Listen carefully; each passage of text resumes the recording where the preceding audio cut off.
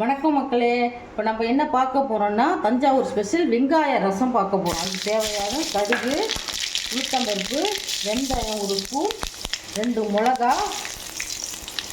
கருவேப்பிலை ஒரு கொத்து, சின்ன வெங்காயத்தை நைஸாக ஒரு 4 வெங்காயத்தை அரிஞ்சு போடுறேன். சின்ன வெங்காயத்தை தான் வைக்கணும், பெரிய வெங்காயம் போடக்கூடாது.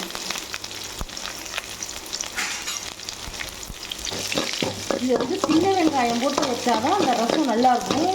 இது எங்கள் ஊர் சைடெல்லாம் இப்படி தான் நாங்கள் வைப்போம். ரொம்ப எல்லாருக்கும் பிடிச்ச ரசம்.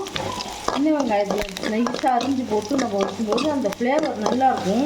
நல்லா பொன்னிறமாக வதக்கிடணும். பொன்னிறமாக வதங்கிடுச்சு எல்லாமே. இதுக்கப்புறம் வதங்கினதுக்கப்புறம் ஒரு எலுமிச்சம்பழ சைஸு புளி, எவ்வளோ தேவைன்னா புளி, கொஞ்சம் பெருங்காயம், மஞ்சள் தூள், உப்பு போட்டு கரைச்சி வச்சுருக்கேன். அதை எடுத்து ஊற்றிடணும். இல்லை ஊற்றிட்டு இப்போது வெங்காய ரசம் ரெடி ஆகிடுச்சு. இந்த ரசத்தை கொதிக்கக்கூடாது.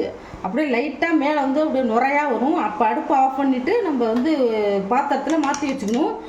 இதை நல்லெண்ணெயில் தான் செய்யணும். கடலை எண்ணெயோ தேங்காய் எண்ணெயோ செய்யக்கூடாது. இது கடலை எண்ணெயில் தான் செய்யணும்.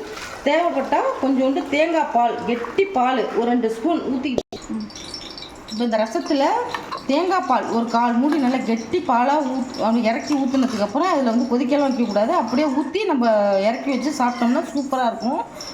நாங்கள் அப்படி தான் செய்வோம். ஆனால் இன்றைக்கி நான் ஊற்றலை. அது மாதிரி செஞ்சு ட்ரை பண்ணி பாருங்கள். இப்போ வெங்காய ரசம் ரெடி. இந்த சேனல் உங்களுக்கு பிடிச்சிருந்ததுன்னா ஷேர் பண்ணுங்கள், லைக் பண்ணுங்கள், சப்ஸ்கிரைப் பண்ணுங்கள். தேங்க்யூ, பாய்.